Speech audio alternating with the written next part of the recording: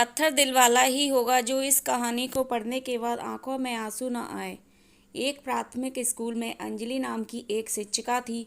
वह कक्षा 5 की क्लास टीचर थी। उसकी एक आदत थी कि वह कक्षा में आते ही हमेशा लव यू ऑल बोला करती थी, मगर वह जानती थी कि वह सच नहीं बोल रही है। वह कक्षा के सभी बच्चों से एक जैसा प्यार नहीं करती थी। कक्षा में एक ऐसा बच्चा था जो उनको फूटी आंख भी नहीं भाता था। उसका नाम था राजू। राजू मैली कुचेली स्थिति में स्कूल आ जाया करता है। उसके बाल खराब होते, जूतों के बंद खुले, शर्ट के कॉलर पर मैल के निशान। पढ़ाई के दौरान भी उसका ध्यान कहीं और होता था। मैडम के डांटने पर वह चौंक कर उन्हें देखता, मगर उसकी खाली खाली नज़रों से साफ पता लगता रहता कि राजू शारीरिक रूप से कक्षा में उपस्थित होने के बावजूद भी मानसिक रूप से गायब है। धीरे धीरे मैडम को राजू से नफरत सी होने लगी। क्लास में घुसते ही राजू मैडम की आलोचना का निशान बनने लगता। सब बुराई उदाहरण राजू के नाम पर किए जाते। बच्चे उस पर खिलखिलाकर हंसते और मैडम उसको अपमानित करके संतोष प्राप्त करती। राजू ने हालांकि किसी बात का कभी कोई जवाब नहीं दिया था। मैडम को वो एक बेजान पत्थर की तरह लगता, जिसके अंदर आत्मा नाम की कोई चीज़ नहीं थी। प्रत्येक डांट, व्यंग और सजा के जवाब में वह बस अपनी भावनाओं से, खाली नज़रों से उन्हें देखा करता और सिर झुका लेता। मैडम को अब इससे गंभीर नफरत हो चुकी थी। पहला सेमेस्टर समाप्त हो गया और प्रोग्रेस रिपोर्ट बनाने का चरण आया तो मैडम ने राजू की प्रगति रिपोर्ट में यह सब बुरी बातें लिख मारी। प्रगति रिपोर्ट माता पिता को दिखाने से पहले हेड मास्टर के पास जाया करती थी। उन्होंने जब राजू की प्रोग्रेस रिपोर्ट देखी तो मैडम को बुला लिया। मैडम, प्रगति रिपोर्ट में कुछ तो राजू की प्रगति भी लिखनी चाहिए। आपने तो जो कुछ लिखा है इससे राजू के पिता इससे बिल्कुल निराश हो जाएंगे। मैडम ने कहा, मैं माफ़ी मांगती हूँ, लेकिन राजू एक बिल्कुल ही अशिष्ट और निकम्मा बच्चा है। मुझे नहीं लगता कि मैं उसकी प्रगति के बारे में कुछ लिख सकती हूँ। मैडम घृणित लहजे में बोलकर वहाँ से उठकर चली गई। स्कूल की छुट्टी हो गई। आज तो अगले दिन हेडमास्टर ने एक विचार किया और उन्होंने चपरासी के हाथ मैडम की डेस्क पर राजू के पिछले वर्षों की प्रगति रिपोर्ट रखवा दी। अगले दिन मैडम ने कक्षा में प्रवेश किया तो रिपोर्ट पर नज़र पड़ी। पलटकर देखा तो पता लगा कि यह राजू की रिपोर्ट है। मैडम ने सोचा कि पिछली कक्षाओं में भी राजू ने निश्चय ही यही गुल खिलाए होंगे। उन्होंने सोचा और कक्षा 3 की रिपोर्ट खोली। रिपोर्ट में टिप्पणी पढ़कर उनकी आश्चर्य की सीमा न रही जब उन्होंने देखा कि रिपोर्ट उसकी तारीफों से भरी पड़ी है। राजू जैसा बुद्धिमान बच्चा मैंने आज तक नहीं देखा। बेहद संवेदनशील बच्चा है और अपने मित्रों और शिक्षक से बेहद लगाव रखता है, यह लिखा था। अंतिम सेमेस्टर में भी राजू ने प्रथम स्थान प्राप्त कर लिया है। मैडम ने अनिश्चित स्थिति में कक्षा 4 की रिपोर्ट खोली। राजू ने अपनी माँ की बीमारी का बेहद प्रभाव लिया। उसका ध्यान पढ़ाई से हट रहा है। राजू की माँ को अंतिम चरण का कैंसर हुआ है। घर पर उसका और कोई ध्यान रखने वाला नहीं है, जिसका गहरा प्रभाव उसकी पढ़ाई पर पड़ा है, लिखा था। नीचे हेड मास्टर ने लिखा कि राजू की माँ मर चुकी है और इसके साथ ही राजू के जीवन की चमक और रौनक भी। उसे बचाना होगा इससे पहले कि बहुत देर हो जाए। यह पढ़कर मैडम के दिमाग पर भयानक बोझ हावी हो गया। कांपते हाथों से उन्होंने प्रगति रिपोर्ट बंद की। मैडम की आंखों से आंसू एक के बाद एक गिरने लगे। मैडम ने साड़ी से अपने आंसू पोंछे।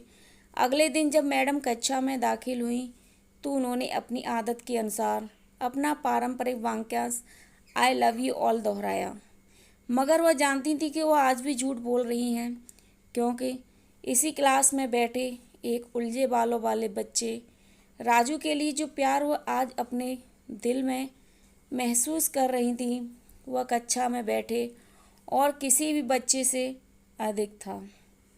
पढ़ाई के दौरान उन्होंने रोज़ाना दिनचर्या की तरह एक सवाल राजू पर दागा और हमेशा की तरह राजू ने सिर झुका लिया। जब कुछ देर तक मैडम से कोई डांट फटकार और सहपाठी सहयोगियों से हंसी की आवाज़ उसके कानों में न पड़ी तो उसने अचंभे में सिर उठाकर मैडम की ओर देखा। अप्रत्याशित उनके माथे पर आज बल न थे। वह मुस्कुरा रही थी। उन्होंने राजू को अपने पास बुलाया और उसे सवाल का जवाब बताकर जबरन दोहराने के लिए कहा। राजू 3-4 बार के आग्रह के बाद अंततः बोल ही पड़ा। इसके जवाब देते ही मैडम ने न सिर्फ खुद खुशानंदाज होकर तालियां बजाईं बल्कि सभी बच्चों से भी बजवाईं। फिर तो यह दिनचर्या बन गई। मैडम हर सवाल का जवाब अपने आप बताती और फिर उसकी खूब सराहना तारीफ करती। प्रत्येक अच्छा उदाहरण राजू के कारण दिया जाने लगा। धीरे धीरे पुराना राजू सन्नाटे की कब्र फाड़कर बाहर आ गया। अब मैडम को सवाल के साथ जवाब बताने की ज़रूरत नहीं पड़ती। वह रोज़ बिना त्रुटि उत्तर देकर सभी को प्रभावित करता और नए सवाल पूछकर सबको हैरान भी करता। उसके बाल अब कुछ हद तक सुधरे हुए होते, कपड़े भी काफ़ी हद तक साफ होते, जिन्हें शायद वह खुद धोने लगा था।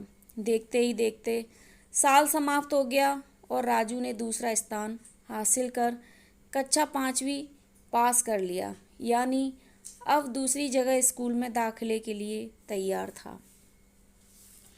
कक्षा 5वीं के विदाई समारोह में सभी बच्चे मैडम के लिए सुंदर उपहार लेकर आए और मैडम की टेबल पर ढेर लग गया।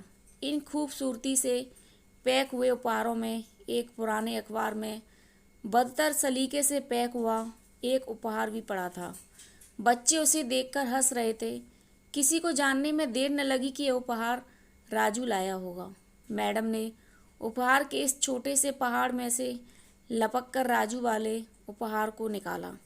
खोल कर देखा तो उसके अंदर एक महिलाओं का द्वारा इस्तेमाल करने वाली इत्र की आधी इस्तेमाल की हुई शीशी और एक हाथ में पहनने वाला एक बड़ा सा कड़ा कंगन था, जिसके ज़्यादातर मोती झड़ चुके थे।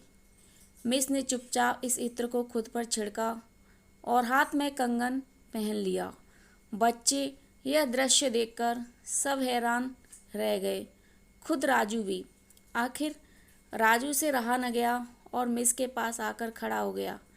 कुछ देर बाद उसने अटक अटक कर मैडम को बोला, आज आप में से मेरी माँ जैसी खुशबू आ रही है। इतना सुनकर मैडम की आंखों में आंसू आ गए और मैडम ने राजू को अपने गले से लगा लिया। राजू अब दूसरी स्कूल में जाने वाला था। राजू ने दूसरी जगह स्कूल में दाखिले ले लिया था। समय बीतने लगा। दिन, सप्ताह, सप्ताह महीने और महीने साल में बदलते भला कहाँ देर लगती है। मगर हर साल के अंत में मैडम को राजू से एक पत्र नियमित रूप से प्राप्त होता, जिसमें लिखा होता कि इस साल कई नए टीचर्स से मिला, मगर आप जैसा मैडम कोई नहीं था। फिर राजू की पढ़ाई समाप्त हो गया और पत्रों का सिलसिला भी समाप्त। कई साल आगे गुजरे और मैडम रिटायर हो गईं। एक दिन मैडम के घर अपनी मेल में राजू का पत्र मिला, जिसमें लिखा था, इस महीने के अंत में मेरी शादी है और आपके बिना शादी की बात मैं नहीं सोच सकता। एक और बात, मैं जीवन में बहुत सारे लोगों से मिल चुका हूँ, आप जैसा कोई नहीं है। आपका डॉक्टर राजू। पत्र में साथ ही विमान का आने जाने का टिकट भी लिफाफे में मौजूद था। मैडम खुद को हरगिज रोक न सकीं। उन्होंने अपने पति से अनुमति ली और वह राजू के शहर के लिए रवाना हो गईं। शादी के दिन जब वह शादी की जगह पहुंची तो थोड़ी लेट हो चुकी थी। उन्हें लगा समारोह समाप्त हो चुका होगा, मगर यह देखकर उनके आश्चर्य की सीमा न रही कि शहर के बड़े डॉक्टर, बिजनेसमैन और यहाँ तक कि वहाँ पर शादी कराने वाले पंडित जी भी थक गए थे कि आखिर कौन आना बाकी है।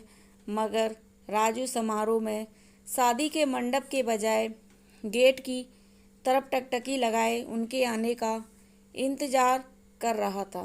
फिर सबने देखा कि जैसे ही एक बूढ़ी औरत ने गेट से प्रवेश किया, राजू उनकी ओर लपका और उनका वह हाथ पकड़ा जिसमें उन्होंने अब तक वह कड़ा पहना हुआ था, कंगन पहना हुआ था, और उन्हें सीधा मंच पर ले गया। राजू ने माइक हाथ में पकड़कर कुछ यूं बोला, दोस्तों, आप सभी हमेशा मुझसे मेरी माँ के बारे में पूछा करते थे और मैं आप सबसे वादा किया करता था कि जल्द ही आप सबको उनसे मिलाऊंगा। ध्यान से देखो, यह है मेरी प्यारी सी माँ, मेरी प्यारी दुनिया। मेरी माँ दुनिया की सबसे अच्छी है। यह मेरी माँ, यह मेरी माँ है। प्रिय दोस्तों, इस सुंदर कहानी को सिर्फ शिक्षक और शिष्य के रिश्ते के कारण ही मत सोचिएगा। अपने आसपास देखें, राजू जैसे कई फूल मुरझा रहे हैं जिन्हें आपका जरा सा ध्यान, प्यार और स्नेह नया जीवन दे सकता है। दोस्तों, यह कहानी कैसी लगी हमें कमेंट कर कर ज़रूर बताइएगा, और वीडियो अच्छी लगी हो तो लाइक, शेयर एंड सब्सक्राइब करिएगा, और अपना कीमती समय देकर इस कहानी को पढ़ने के लिए आपका दिल से धन्यवाद।